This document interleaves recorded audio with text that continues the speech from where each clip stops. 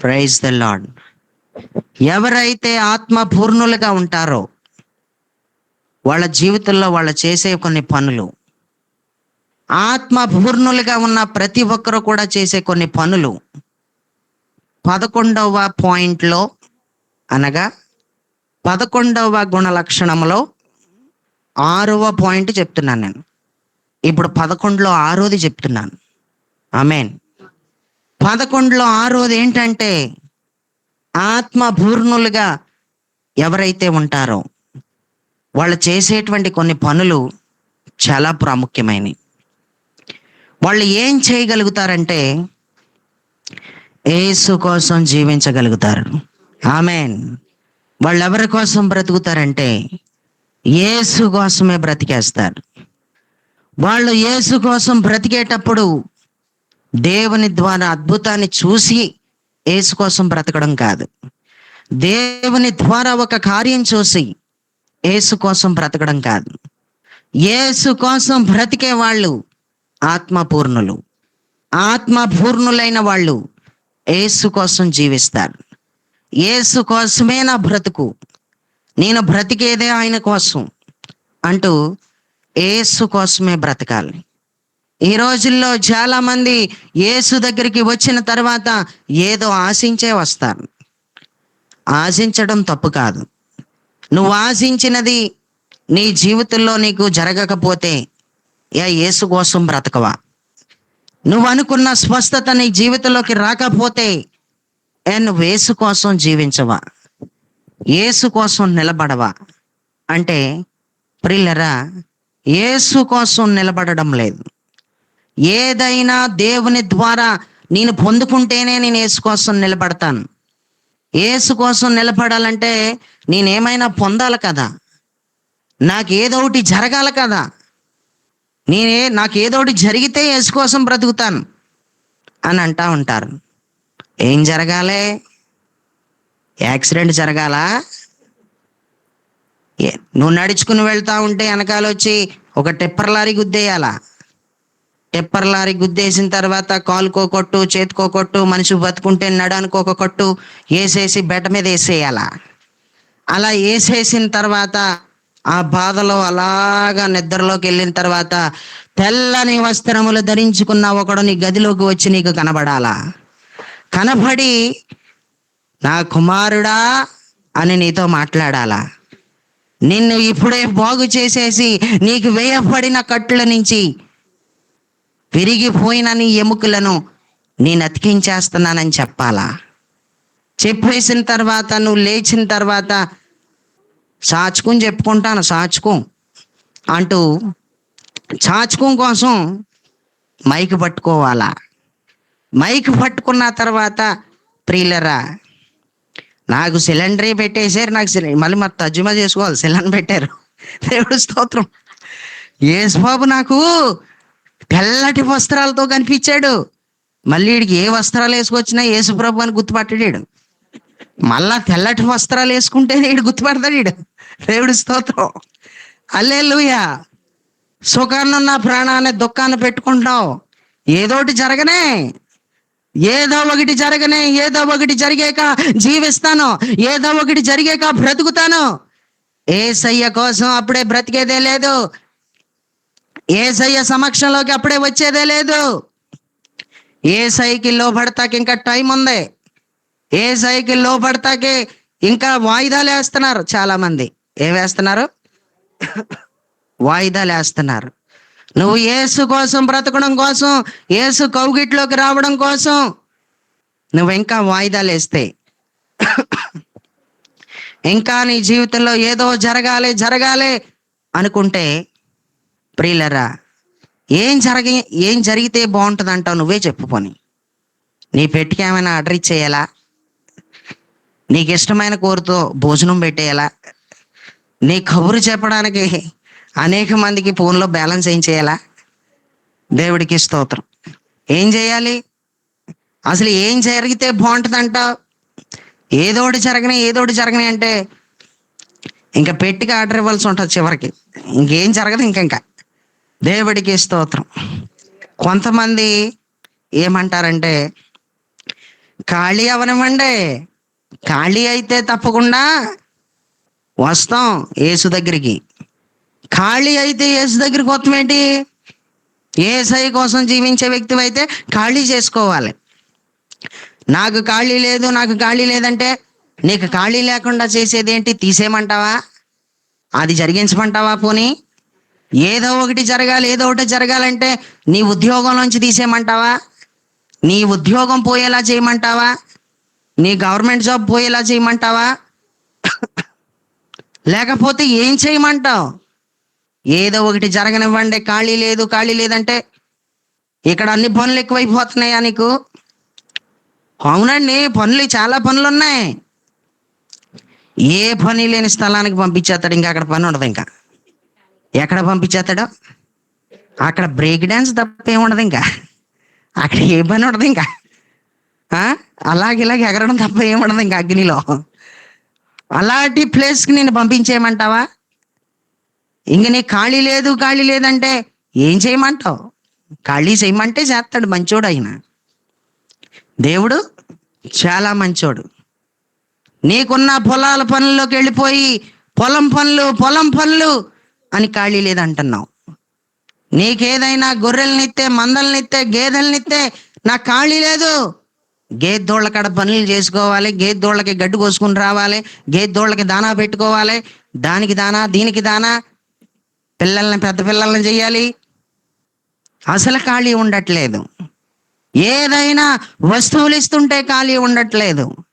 ఏదైనా వాహనం ఇస్తుంటే ఖాళీ ఉండట్లేదు.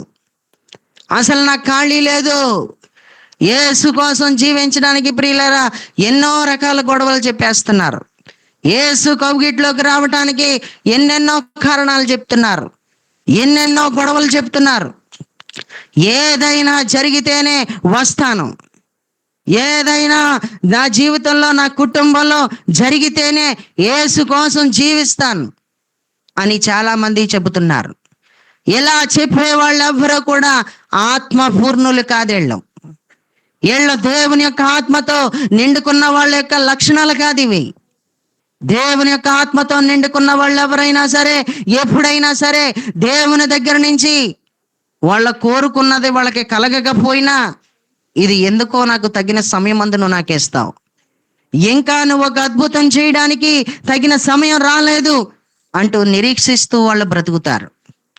చెట్ట చివరికి వాళ్ళ కన్ను మూసేదాకా కూడా వాళ్ళ జీవితంలో వాళ్ళు అనుకున్నది ఏదైనా సరే దేవుడు వాళ్ళకి అనుమతించకపోతే, వాళ్ళ జీవితంలో వారికి ఇవ్వకపోతే అయినా వాళ్ళు విసుక్కోరు అసలు. నిజంగా ఎందుకు అంత ఖచ్చితంగా వాళ్ళు యేసు కోసం జీవించగలుగుతున్నారు అని అంటే వాళ్ళ ఆత్మపూర్ణులు కాబట్టి. ఈ భూ సంబంధమైన వాటి కోసం, ఈ భూ సంబంధమైన స్వస్థతల కోసం, ఈ భూ సంబంధమైన వస్తువుల కోసం, ఈ భూ సంబంధమైన ధనం కోసం, ఈ భూ సంబంధమైన బిల్డింగుల కోసం, ఆస్తుల కోసం, దానికోసం, దీనికోసం అదిస్తేనే వస్తాను, అదిస్తేనే జీవిస్తానని ఆత్మపూర్ణులు ఎవ్వరూ చెప్పరు. దేవుని సంబంధివైతే, నువ్వు దేవుడు మనిషివైతే ఖచ్చితంగా నువ్వు యేసు కోసం నువ్వు ఖచ్చితంగా జీవించేస్తానే ఉంటావు. నీ జీవితంలో ఏది పొందుకున్నా, దేవుని ద్వారా ఏమి పొందుకోకపోయినా, నువ్వు ఆత్మపూర్ణుడిగా ఉండి ఈ భూలోకంలో ఏది స్వతంత్రించుకోలేకపోయినా, దేవుని ద్వారా ఒక అద్భుతాన్ని చూడకపోయినా, పరలోకం మాత్రం ఖచ్చితంగా పొందుతావు. పరలోకం మాత్రం నీకు గ్యారంటీ. పరలోకం మాత్రం నీకు ఖాయం. పరలోకం మాత్రం నువ్వు స్వాధీనం చేసేసుకుంటావు. పరలోకాన్ని మాత్రం నీకివ్వడంలో ఆయన అన్యాయం చేయడు. పరలోకం నీకు ఖచ్చితంగా ఆయన ఇస్తాడు. యేసు కోసం మనలో ప్రతి ఒక్కరం ఎందుకు జీవించట్లేదు? నిజంగా నువ్వు యేసు కోసం జీవించే మనుషుడు అయితే, యేసు కోసం జీవించే వ్యక్తి అయితే, దేవుడు ఏదైనా చేయలేదు, నువ్వు అనుకున్నది చేయకపోతే సొమ్మసెల్లిపోవు. నువ్వు ఆత్మపూర్ణురాలువి, నువ్వు ఆత్మపూర్ణుడు అంటానికి ఇదే నీకు ఒక సూచన. దేవుని ద్వారా నువ్వేదైనా ఇంకా నీ జీవితంలో, నీ లైఫ్లో ఇంకా నువ్వు చూసుండకపోతే, నువ్వు ఇంకా పొందుండకపోతే, నేను చెప్తున్నాను, నువ్వు ఏమాత్రం కూడా కృంగిపోవు. ఆత్మపూర్ణుడు దేవుడేదో చేయలేదని అలగడు దేవుడి మీద. ఆత్మపూర్ణుడు ఎప్పుడు కూడా దేవుడి మీద కోపపడడు. ఈరోజు చాలా మంది కోపపడతా ఉన్నారు. ఎన్నో రోజుల నుంచి ఎదురు చూస్తున్నాము కానీ మాకు సంతానం కలగలేదు, మా భార్యకు గర్భం తెరవబడలేదు అని చాలా మంది చెబుతూ ఉంటారు. ఎన్నో సంవత్సరాల నుంచి చూస్తున్నాం, మాకు పిల్లలు కలగలేదు అంటూ పిల్లల విషయంలో ఎంతో మంది దేవుని మీద కోపపడే వాళ్ళు ఉన్నారు. దేవుడి కోసం నేను ఏదేదో చేశాను కానీ ఆ దేవుడు నన్ను కరుణించలేదని చెప్పేవాళ్ళు ఉన్నారు. దేవుడికి ఏదేదో ఇచ్చాను నేను, దేవుడికి ఎన్నో చేశాను నేను, కానీ నా జీవితంలో నా మీద దేవుడే కనికరపడలేదు అని చెప్పేవాళ్ళు చాలా మంది ఉన్నారు. అంటే ఏదైనా నీ జీవితంలో ఆయన చేస్తాడని ఇచ్చావా అనేది నా పాయింట్. అంటే నువ్వు ఏదైనా ఆశించి ఇచ్చావా? దేవుడికి ఏదైనా చేసేటప్పుడు కానీ, దేవుడికి ఏదైనా ఇచ్చేటప్పుడు కానీ, అంటే నీకు పిల్లలు కలుగుతారని ఇచ్చావా? అంటే నీకు స్వస్థత కలుగుతుందని ఇచ్చావా? అంటే నీ రోగం పోతుందని ఇచ్చావా? నీ బాధ పోతుందని ఇచ్చావా? ఆత్మపూర్ణుడైతే ఏదో పోతుందని ఏది ఇవ్వడు. ఆత్మపూర్ణుడు నాకేది కలగకపోయినా పర్వాలేదు, నాకు ఇచ్చినదే దేవుడికి ఇస్తానని ఆత్మపూర్ణుడు గట్టిగా నిర్ణయించుకుంటాడు. ఆమేన్. నువ్వు ఆత్మపూర్ణురాలు అయితే, నువ్వు ఒక ఆత్మపూర్ణుడు అయితే నువ్వు యేసు కోసమే బ్రతుకుతావు, యేసు కోసమే జీవిస్తావు. నీవు జీవించే నీ జీవితంలో ఒక ప్రత్యేకత ఖచ్చితంగా కనిపిస్తుంది. ఎలాంటి శోధనలో కూడా వెనక్కి తిరిగి వెళ్ళిపోవో, ఎలాంటి సమస్యలు నేను కుదిపేస్తున్నా నువ్వు ఏమాత్రం కూడా వెనకబడిపోవో. ఎందుకు అంటే నువ్వు నిజంగానే ఆత్మపూర్ణురాలు కాబట్టి. ఎందుకంటే నువ్వు నిజంగానే ఆత్మపూర్ణుడు కాబట్టి నువ్వు యేసు కోసమే జీవించేస్తావు, నువ్వు యేసు కోసమే బ్రతికేస్తావు. యేసు కోసం బ్రతికే ఏ వ్యక్తులైనా సరే, ఆత్మపూర్ణులుగా ఉన్న ఏ వ్యక్తులైనా సరే, ఇంకా ఏ మాత్రం కూడా నాకు ఖాళీ లేదని చెప్పకూడదు. ఇంకా నాకు ఖాళీ లేదని చెప్పకూడదు. ఆత్మపూర్ణులుగా ఉండని ప్రతి ఒక్కరు కూడా సమయం కాడ దేవుడికి ఇవ్వాల్సిన సమయాన్ని దొంగిలిస్తూ ఉంటారు. దేవుడితో గడపవలసిన సమయాన్ని దేవుడితో గడపకుండా వాళ్ళు వ్యర్థంగా బ్రతుకుతూ ఉంటారు. ప్రియులరా, ఒకసారి కనుక మనం పరిశుద్ధ గ్రంథంలో నుంచి ఒక ప్రాముఖ్యమైన మాటని మనం చదువుకుందాం. ఎవరైనా బైబిల్ తెరిచి చదువుతారా? కొరింథీయులకు రాసిన 2వ పత్రిక 5:15.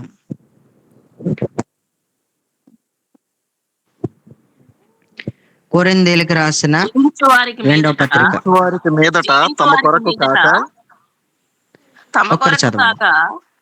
తమ నిమిత్తము మృతి పొంది తిరిగి లేచిన వాని కొరకే జీవించుటకు ఆయన అందరి కొరకు మృతి పొందిననియు నిశ్చయించుకొనుచున్నాము. జీవించు వారు ఇక మీదట తమ కొరకు కాక తమ నిమిత్తం మృతి పొంది తిరిగి లేచిన వాని కొరకు జీవించుట కొరకు ఆయన అందరి కొరకు మృతి పొందాను. ప్రియులరా, చదువుకున్నటువంటి వాక్య భాగంలో ఎంతో స్పష్టంగా ఈ మాట రాయబడి ఉంది. జీవించే వాళ్ళు ఎవరైనా సరే తమ కొరకు జీవించకూడదు. బ్రతికే వాళ్ళు ఎప్పుడైనా సరే తమ కోసం బ్రతకకూడదు. కొంతమంది అంటారు, పిల్లల్ని చూసుకుని బతుకుతున్నానండి, పిల్లల్ని చూసుకుని బతుకుతున్నాను. ఏ పిల్లల్ని చూసి బతుకుతున్నావు అదే పిల్లల్ని బట్టి చనిపోవాలనిపించేస్తుంది. ఏ పిల్లల్ని చూసుకుని బతుకుతున్నావో అదే పిల్లల్ని చూసుకొని చచ్చిపోవాలనిపించేద్ది. నువ్వు నీ పిల్లల కోసం బ్రతుకుతానన్నావంటే నువ్వు ప్రమాదంలో ఉన్నావని చెప్తున్నాను నీకు. నేను నా భర్త కోసమే బ్రతుకుతున్నాను, ఆయనే నా ప్రియుడు. ఎవరు నీ ప్రియుడు? నా ప్రియుడా, నా ప్రియుడా నీవేనయ్యా అన్నట్టుంది. దేవుడి స్తోత్రం. ఎవరో? యేసు కాదు ప్రియుడు, భర్త ప్రియుడు. దేవుడికి స్తోత్రం. నా ప్రియుడు నీవే, నా ప్రియుడు నీవే అని పాటలు భర్త కోసం పాడే భార్యలు కూడా ఉన్నారు. ఎందుకంటే భర్తే కావాలి వాళ్ళకి, భర్త కోసమే బ్రతుకుతారు. కొంతమంది భార్యల కోసమే బ్రతుకుతారు, కొంతమంది వాళ్ళ కోసం వీళ్ళ కోసమే బ్రతుకుతారు. నువ్వు ఎవరి కోసం బ్రతికినా నేను చెప్తున్నాను, నీకు నా మాట ఏమైనా అర్థమైతే త్వరగా చచ్చిపోతావు. ఎవరి కోసం బ్రతికినా త్వరగా చచ్చిపోతావు. యేసు కోసం బ్రతికితేనే ఎక్కువ కాలం జీవిస్తావు. ఆమేన్. నువ్వు ఎవరి కోసం బ్రతుకుతావో వాళ్ళ కోసమే చచ్చిపోవాలనిపించేద్ది. ఏ మనుషుడి కోసం అయితే బ్రతుకుతావో అదే మనుషుడి కోసం చచ్చిపోవాలనిపించేస్తుంది. చిన్న పిల్లలప్పుడు నీ కొడుకుని చూసుకుని నీకు ఎన్నో బాధలు వస్తే నీ కొడుకుని చూసుకుని బతకాలనిపించింది. పిల్లోడి ముఖం చూసుకుని బతకాలనిపించింది. అదే కొడుకు ఈరోజు ఎగిరెగిరి తంతుంటే చచ్చిపోవాలనిపించేస్తుంది, ఉరేసుకోవాలనిపించేస్తుంది, కొంప వదిలేసి వెళ్ళిపోవాలనిపించేస్తుంది, ఇల్లు వదిలేసి వెళ్ళిపోవాలనిపించేస్తుంది. దేవుడికి స్తోత్రం. అసలు ఉండాలనిపించట్లేదు. నా కొడుకున చెడబుట్టేవరా నువ్వు అని తిట్టే పరిస్థితులు ఎక్కువైపోయి. చిన్న పిల్ల అయితే నీ కూతురు కోసం నువ్వు ఎంతగానో నీ కూతురుని చూసుకుని బతికావు. నీ కూతురు చిన్నపిల్ల అయినప్పుడు నీకు ఎన్నో కష్టాలు వచ్చినాయి. అయినా చచ్చిపోకుండా ఈ పిల్లల్ని ఎవరు చూస్తారని, నా కూతురుని ఎవరు చూస్తారని నీ కూతురు కోసం నీకు బ్రతకాలనిపించింది. అదే కూతురు ఈ రోజు నీ పరువు తీసేస్తే చచ్చిపోవాలనిపించేస్తుంది. నువ్వు ఎవరి కోసం బ్రతికినా త్వరగా చచ్చిపోతావు. నువ్వు యేసు కోసం బ్రతికితేనే నువ్వు ఎల్లకాలం జీవిస్తావు. నీకివ్వబడిన ఆయుష్ కాలం నువ్వు ఖచ్చితంగా బ్రతుకుతావు. నీకివ్వబడిన ఆయుష్ కాలం అంతా కూడా నువ్వు చాలా సుఖంగా జీవిస్తావు. ఎందుకంటే నువ్వు యేసు కోసం బ్రతుకుతున్నావు కాబట్టి. యేసు కోసం బ్రతికే ఏ వ్యక్తి అయినా సరే ఆత్మపూర్ణుడే. ఆత్మపూర్ణుడైన ఏ వ్యక్తి అయినా సరే యేసు కోసం ఖచ్చితంగా జీవిస్తాడు. ఆమేన్. ఆయన ఖచ్చితంగా జీవిస్తాడు. ప్రియులరా, బైబిల్ చెప్తున్న సత్యం ఏంటంటే యేసు కోసం అసలు ఎందుకు జీవించాలి? అందరం కూడా ఇది బాగా ఆలోచించవలసిన విషయం. యేసు కోసం జీవించండి, యేసు కోసం జీవించండి అని చెప్తున్నారు. అసలు యేసు కోసం ఎందుకు జీవించాలి అని అంటే బైబిల్ చెప్తున్న సత్యం ఇదే. చదవండి యోహాను సువార్త 10వ అధ్యాయం 15వ వచనంలో ఇలా రాస్తుంది. యోహాను సువార్త 10:15. తండ్రి నన్ను ఎలాగున ఎరుగునో చదవం. తండ్రి నన్ను ఎలాగూ ఎరుగును, నేను తండ్రిని ఎలాగూ ఎరుగుదును, అలాగే నేను నా గొర్రెలను ఎరుగుదును. నా గొర్రెలు నన్ను ఎరుగును, మరియు గొర్రెల కొరకు నా ప్రాణము పెట్టుచున్నాను. యేసు కోసం ఎందుకు బ్రతకాలంటే, యేసు కోసం ఎందుకు జీవించాలంటే మనందరి కొరకు ప్రాణం పెట్టాడు కాబట్టి. నీ కోసం నా కోసం ఎవడు ప్రాణం పెట్టాడు? ఎవడో ప్రాణం పెట్టడు. ఎవడో మన కోసం చచ్చిపోవడం. యేసయ్య మాత్రమే మన కోసం చనిపోయాడు. యేసయ్య మాత్రమే మన కోసం శ్రమ పడ్డాడు. ఎవడో నీ కోసం నా కోసం శ్రమ పడడం. యేసయ్య కోసం ఎందుకు జీవించాలి? జీవించు వారిక మీదట తమ కొరకు కాదు, ఎవరి కొరకు కాదు, మీ నిమిత్తం మృతి పొంది తిరిగి లేచిన వాని కొరకే ఆయన జీవించడం కొరకు అందరి కొరకు మృతి పొందేశాడు. ఆయన కోసం ఎందుకు బ్రతకాలని బైబిల్ చెప్తుందంటే మనందరి కోసం ప్రాణం పెట్టాడు. ఆయన ప్రాణం పెట్టకపోతే నీకు నిత్య జీవం లేదు. ఆయన మన పాపముల నిమిత్తం మృతి పొందకపోతే మన పాపముల విషయమై మనకి ప్రాయశ్చిత్తం కలగదు. ఆయన మన కోసం చనిపోవాలి. ఆయన చనిపోవాలి కాబట్టి ఆయన చనిపోయాడు. చనిపోయిన దేవుడు చనిపోయినట్టుగా లేక, చనిపోయిన యేసు చనిపోయినట్టుగా ఉండక ఆయన మృతులలో నుండి తిరిగి లేచాడు. ఆమేన్. ఆయన మృతులలో నుండి లేచుటలో ఆది సంభూతుడు అని బైబిల్ చెప్తుంది. ఆయన మృతులలో నుండి లేచుటలో ప్రథముడు. ఈ భూమి మీద చనిపోయినటువంటి వాళ్ళలో ఎవరు కూడా ఈ భూమి మీద నేటికి ప్రియులరా వాళ్ళ సమాధులు అలాగే ఉన్నాయి. యేసుక్రీస్తు సమాధి మాత్రమే ఖాళీ అయిపోయింది. యేసయ్య మాత్రమే మృతులలో నుండి ప్రథమ ఫలముగా లేచినోడు ఆయనే. మృతులలో నుండి ప్రథమ ఫలముగా లేచిన మన ప్రభు అయిన యేసు కోసం నువ్వెందుకు జీవించాలంటే మృతులలో నుండి లేచాడు కాబట్టి. నువ్వు ఎందుకు జీవిస్తావంటే ఆత్మపూర్ణుడు కాబట్టి. ఆత్మపూర్ణుడైతేనే యేసుకే ప్రాముఖ్యత ఇస్తాడు. తన జీవితంలో యేసుకే ఆహ్వానం పలుకుతాడు. యేసుకి మాత్రమే చోటిస్తాడు. యేసుకి మించి ఇంకా దేనికి ఇవ్వడు. యేసుకి మాత్రమే ప్రాధాన్యత తన జీవితంలో ఉంటుంది. ఎవరు యేసుకి ప్రాధాన్యత ఇస్తారంటే యేసు కోసం జీవించేవాళ్ళు, యేసు కోసం బ్రతికేవాళ్ళు, జీవించేవాళ్ళు. ఎవరు అంటే ఆత్మపూర్ణులు. ఆత్మపూర్ణులు అంటే ఎవరు అంటే ఆత్మతో నిండుకున్న వాళ్ళు. భక్తుడైన యెహోషువ ఆత్మతో నిండుకున్నవాడు, ఆత్మపూర్ణుడు. ఆయన ఆత్మపూర్ణుడైన ఆయనని ఆధారం చేసుకుని కొంచెం మన లోతుకి వెళ్తున్నాం. ప్రియులరా, బైబిల్ ఎంతో స్పష్టంగా చెప్తుంది. యేసుక్రీస్తు ప్రభువారి యొక్క మృతిని గూర్చి బైబిల్లో అనేక సార్లు రాసుంది. యేసుక్రీస్తు ప్రభువారి మృతిని గూర్చి పరిశుద్ధ గ్రంథంలో ఎందుకు అనేక సార్లు రాసుంది? యేసుక్రీస్తు మృతిని గూర్చి యూదులకు అపోస్తులుడైన పేతురు గారు కానీ, అన్యజనులకు అపోస్తులుడైన పౌలు గారు కానీ, మన ప్రభు అయిన యేసుక్రీస్తు యొక్క మృతిని గూర్చి చెప్పకుండా ఉండలేకపోయారు. ఎందుకు యేసుక్రీస్తు మృతిని గూర్చి చెప్పకుండా ఉండలేకపోయారు? వాళ్ళ మృతిని గూర్చి మాట్లాడటానికి గల కారణం ఏంటంటే అందరూ యేసు కోసం బ్రతకాలన్న ఉద్దేశమే. ఆయన మరణమును ప్రచురం చేసింది ఎందుకంటే యేసయ్య మీ కొరకు మృతి పొందాడు, మీరు ఆ యేసు కోసమే జీవించాలి, మీరు ఆ యేసు కోసమే బ్రతకాలి అంటూ ప్రజలందరూ కలిసి ప్రభు అయిన యేసు కోసం జీవించడం కోసం, ప్రభు అయిన యేసు కోసం బ్రతకడం కోసం ఆయన మృతిని గురించి చాలా గట్టిగా మాట్లాడారు. ఆయన మృతి పొందిన తర్వాత, ఆయన మృతిని గూర్చి, ఆయన సజీవుడైన తర్వాత ఆయన సజీవుడు అని చాలా బహిరంగంగా ప్రకటించారు, చాలా గట్టిగా ప్రకటించారు. వాళ్ళు ఏ ప్లేస్లో ప్రకటించినా, వాళ్ళు ఏ స్థలంలో ప్రకటించినా, వాళ్ళు ఎవరి మధ్యలో ప్రకటించినా యేసు కోసం బ్రతకండి, యేసు కోసం జీవించండి, ఆయన మీ కొరకు చనిపోయాడన్న ఉద్దేశంతో ఆయన మృతిని గురించి మాట్లాడారు. ప్రజలందరూ కూడా ఆయన కొరకు జీవించాలన్న ఒక ఉద్దేశంతోనే ఆయన మృతిని గురించి మాట్లాడారు.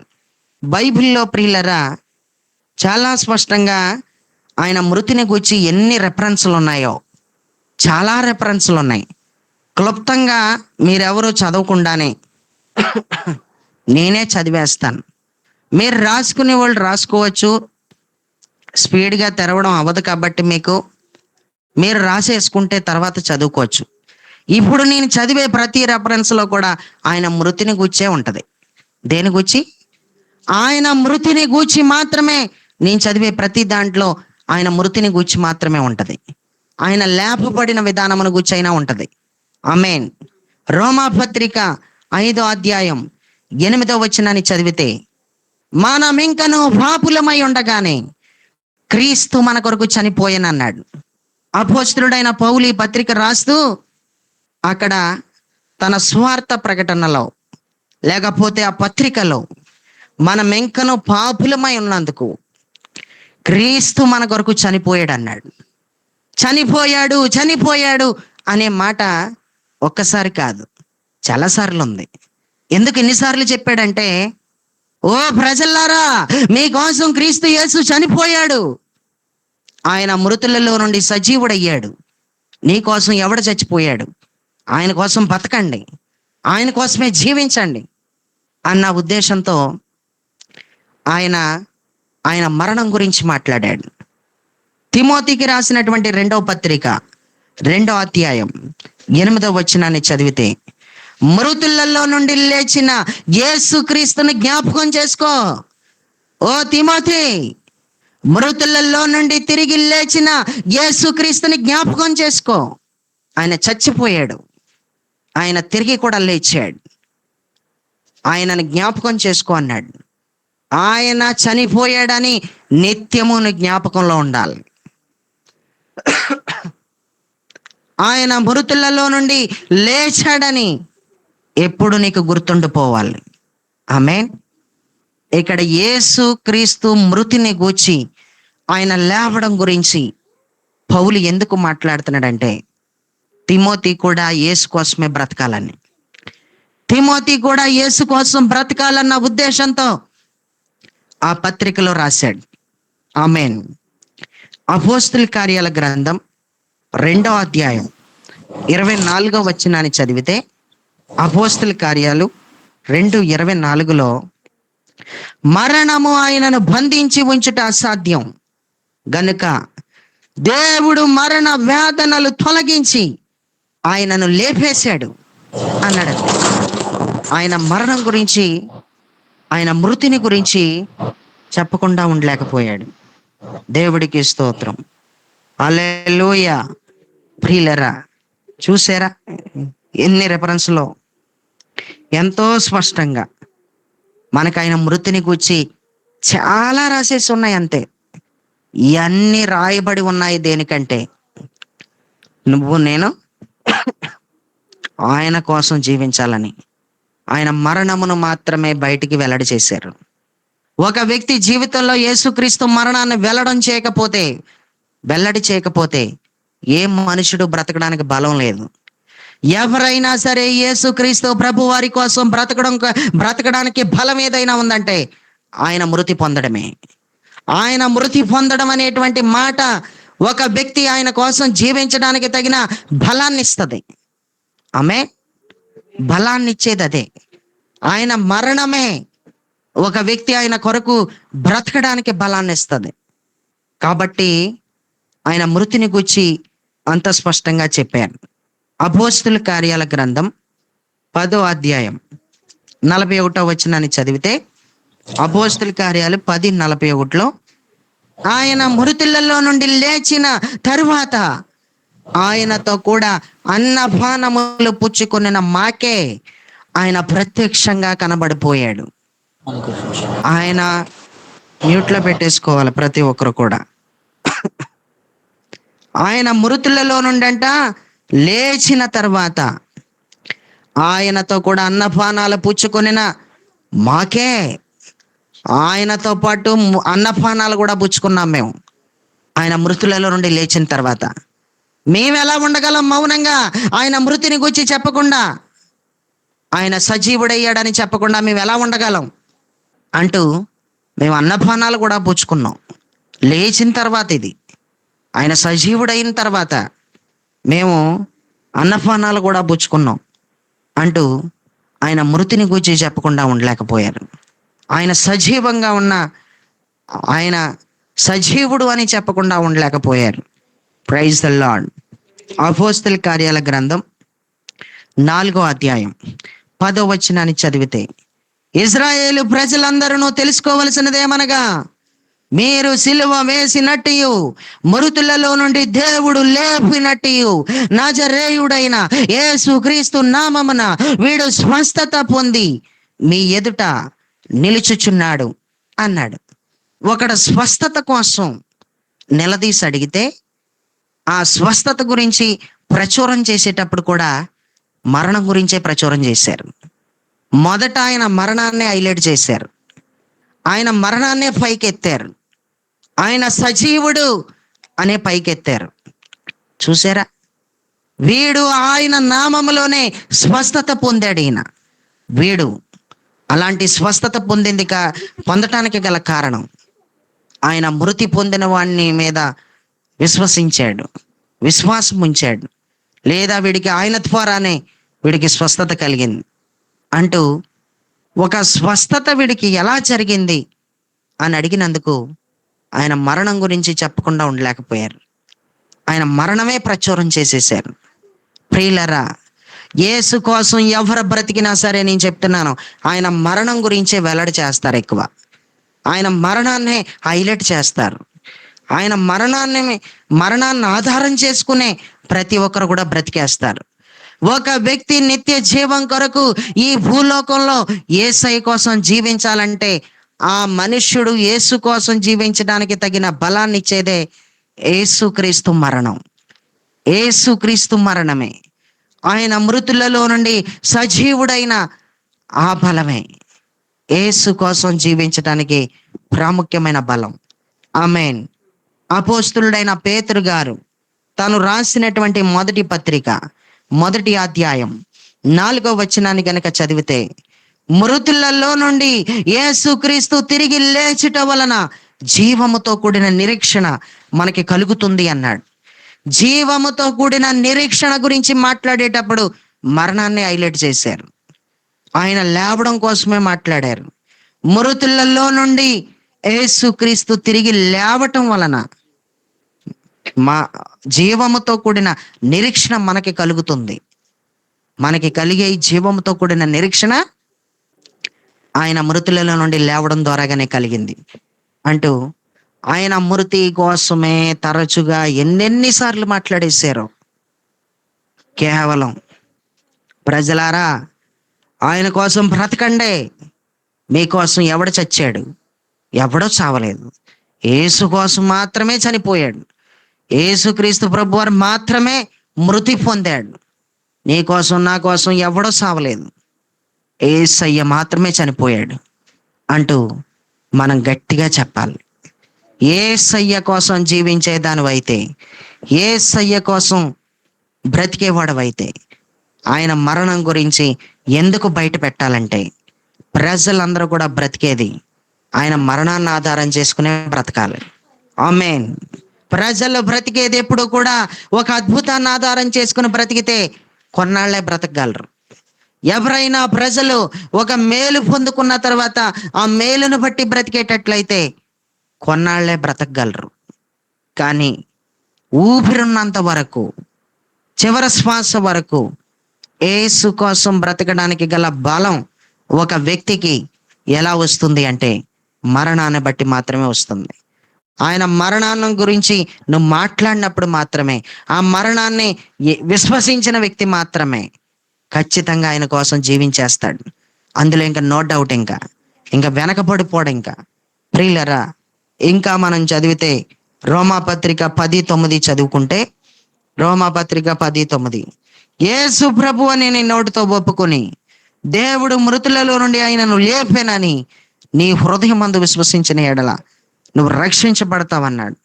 నువ్వు రక్షించబడేది దేని వలనంటే నువ్వు విశ్వసించటం వలన.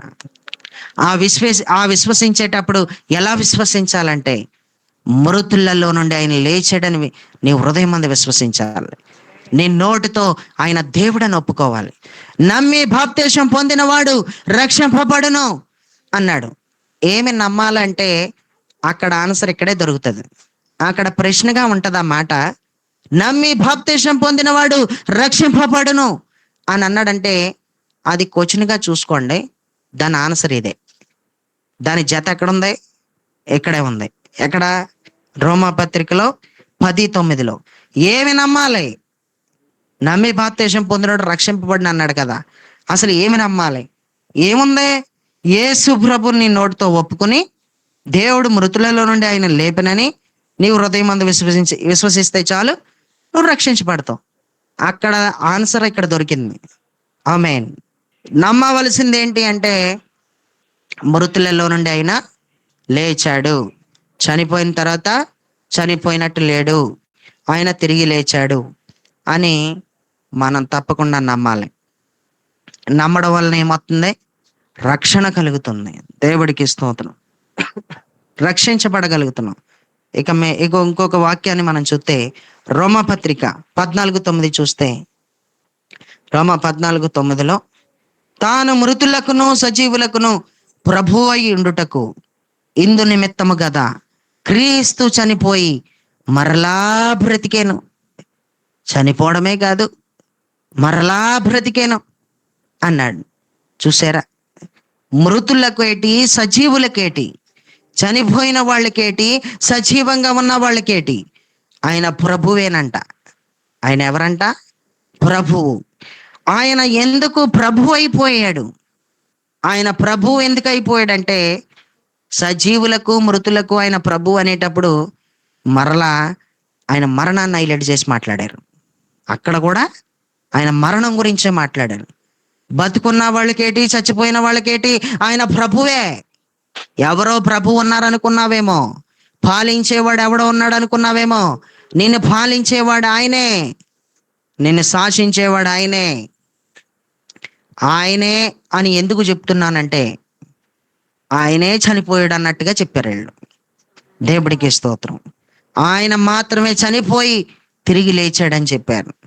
ప్రియులరా, అపోస్తులుడైన పౌలు దెస్సలోనీయులకు రాసిన మొదటి పత్రిక 5:10 చదివితే, దెస్సలోనీయులకు రాసిన మొదటి పత్రిక 5:10 చదివితే, మనము మేలుకొని ఉన్నాను, నిద్రపోవుచున్నాను, తనతో కూడా జీవించు నిమిత్తం ఆయన మన కొరకు మృతి పొందెను అని రాస్తుంది.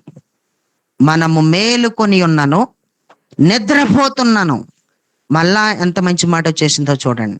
నువ్వు బ్రతికుంటే ఏంటి, నువ్వు చనిపోతే ఏంటి, అంటే నువ్వు నిద్రిస్తే ఏంటి, తనతో కూడా జీవించడం కోసమే. ఎక్కడేటి అక్కడేటి, ఇహమందేటి పరమందేటి, నువ్వు ఆయన కోసమే జీవించేది. ఎందుకు జీవించాలంటే అక్కడ రాసేసాడు, ఆయన మన కొరకు మృతి పొందాడు.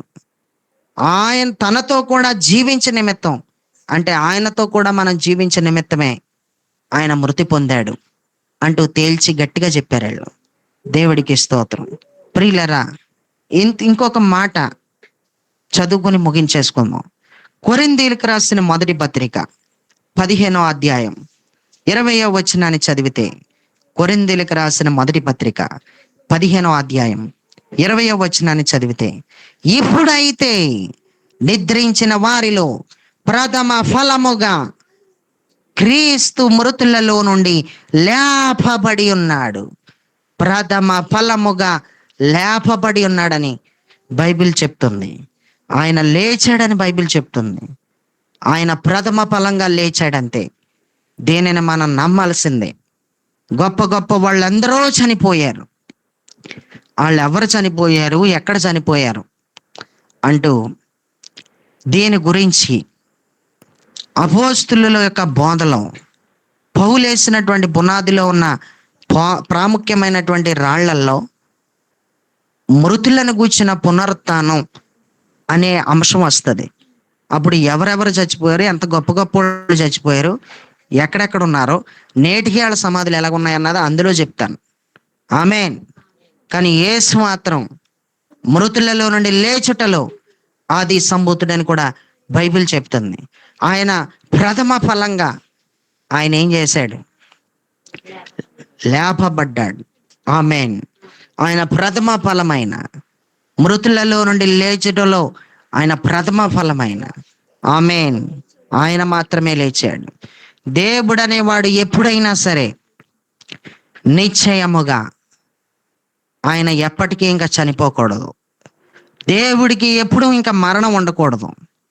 దేవుడు ఎప్పుడు కూడా మరణం లేని వాడు దేవుడై ఉండాలి. ఇంకా ఒక్కసారి మృతుడనైతిని గాని యుగ యుగములు సజీవుడనైతిని అన్నాడు. ఆయన చనిపోయిన లాజర్ని బ్రతికించాడు. లాజరు బయటికి రా అన్నాడు. అప్పటికి లాజర్ అనే పేరు ఇంకెవరికీ లేదు. ఈ లాజర్కి మాత్రమే ఉంది. ఈయనకి మాత్రమే లాజర్ అనే పేరు. దేవుడికి స్తోత్రం. మన గూగుల్ మీట్లో ఇంటి పేరెట్టి పిలవకపోతే చాలా ప్రమాదం. బేబీ అన్నానంటే 4 వచ్చేస్తున్నారు. మార్తమ్మ అంటే 3 వచ్చేస్తున్నారు. వీళ్ళని ఖచ్చితంగా సరిగ్గా పిలవాలండి. పిలవకపోతే అందరూ బయటకు వచ్చేస్తారు వీళ్ళు. దేవుడి స్తోత్రం. హల్లెలూయా. లాజర్ అనే పేరు అప్పటికి ఎవ్వడికే లేదు. మార్తా సహోదరుడైన ఆ లాజర్కి మాత్రమే లాజర్ అనే పేరు ఉంది. లాజరు బయటికి రా అని చెప్పాడంతే. లాజర్ని ఆయన బ్రతికించాడు. బ్రతికించిన తర్వాత లాజర్ బయటకు వచ్చేసాడు. లాజర్ బయటకు వచ్చిన తర్వాత కొన్ని రోజుల తర్వాత మరలా లాజర్ చచ్చిపోయాడు. ఏమైపోయాడు? లాజర్ చచ్చిపోయాడు. లాజర్కి మరణం లేదు అంటానికి లేదు. లాజర్కి ఏమొచ్చేసింది? మరణం వచ్చేసింది. ప్రియులారా, యేసుక్రీస్తుకి అయితే ఇంకా మరణం లేదు. ఇంకా ఆయన సజీవుడు అంతే. ఆమేన్. ఆయన బ్రతికి ఉన్న దేవుడు అంతే. ఆయన కదులుతున్న దేవుడు అంతే, ఆయనలో జీవం ఉందంతే. ఆయన మృతిని విశ్వసిస్తే, ఆయన చనిపోయాడని నమ్మగలిగితే, ఆయన సజీవుడిగా ఉన్నాడని నమ్మగలిగితే, ఆయన ఇంకా చచ్చిపోడు అని నమ్మగలిగితే, నీకెంత జీవమో, ఆమేన్, నీకెంత బలమో, నీకెంత అభిషేకమో, ఆయన పునరుద్ధాన బలం, ఆయన పునరుద్ధాన అభిషేకం నీ జీవితం మీద ఎప్పుడూ ఉంటుంది. ఆమేన్. యేసుక్రీస్తు మరణమును గూర్చి భక్తులైన ప్రతి ఒక్కరు కూడా ఇంత గట్టిగా ఎందుకు ప్రచురం చేశారంటే, యేసు కోసం బ్రతకడానికి బలమే ఇది, మూల బలం ఇది. ఆమేన్. ఆయన మరణం యేసుక్రీస్తు కోసం ఒక వ్యక్తి బ్రతకడానికి ఒక మూల బలం లాంటిది, ఒక మూల పిల్లర్ లాంటిది. ఆమేన్. ఒక మూల స్తంభం లాంటిది ఆయన మరణం. ఒక వ్యక్తి ఆయన కోసం జీవించడం కోసం, యేసు కోసం జీవించడం కోసమే ఆయన చనిపోయాడు. మనందరం కూడా ఆయన కోసం జీవించాలంటే ఆయన చనిపోవాలి. యేసు కోసం జీవించే వాళ్ళు ఎవరు అంటే ఆత్మపూర్ణులు. ఆత్మపూర్ణులే యేసు కోసం జీవిస్తారు, ఆత్మపూర్ణులే యేసు కోసం బ్రతుకుతారు. ప్రియులరా, ఈ మాటలు వింటున్నటువంటి నువ్వు ఆత్మపూర్ణుడివేనా? నువ్వు నిజంగా ఆత్మపూర్ణుడివేనా? ఇంకా ఆత్మపూర్ణుడిగా ఉండకుండా ఎన్నాళ్ళు ఉంటావు? ఇంకా ఆత్మపూర్ణుడిగా జీవించకుండా ఎన్నాళ్ళు ఉంటావు? ఆత్మపూర్ణుడిగానే జీవించు, ఆత్మపూర్ణురాలు వైపు. ఎన్నాళ్ళు ఆత్మను పొందకుండా ఉంటావు? ఆత్మను పొందేవాడే ఆత్మపూర్ణుడు, ఆత్మతో నిండుకున్నవాడే ఆత్మపూర్ణుడు. ఆత్మపూర్ణుల్లో చాలా ప్రత్యేకమైన గుణ లక్షణాలు ఉంటాయి. ఆ గుణ లక్షణాలలో ఒకటి, యేసు కోసం బ్రతికేస్తాడు, యేసు కోసం జీవిస్తాడు. అయితే ఇంకా ఆత్మపూర్ణులుగా ఉంటే ఏం జరుగుతుందో 11వ పాయింట్లో 7వ పాయింట్ వచ్చే వారం నేర్చుకుందాం. 11వ పాయింట్లో 6వ పాయింట్ నేర్చుకున్నాం. 11వ పాయింట్లో కొన్ని పాయింట్లు రిపీటెడ్గా చాలా ఎక్కువగా వచ్చే అవకాశాలు కూడా ఉన్నాయి. ఆత్మపూర్ణుడు అంటే చిన్న విషయం కాదు ఇది. ఆత్మపూర్ణుడు చేయగలిగే పనులు ఏంటి అసలు అనేదంతా కూడా చాలా లోతుగానే ధ్యానం చేద్దాం. ఒక్కొక్క పాయింట్ని పట్టుకుని లాక్కుని ముందుకెళ్ళిపోదాం. తీగట్టుకుని లాగితే డొంకంతా కదిలిపోయినట్టు కదిలిపోవాలి. ఆమేన్. ఖచ్చితంగా కదిలిపోద్ది. అలాంటి కార్యాన్ని దేవుడు జరిగిస్తాడు. అంత లోతుల్లోకి మనల్ని తీసుకెళ్ళిపోతాడు. ఆమేన్.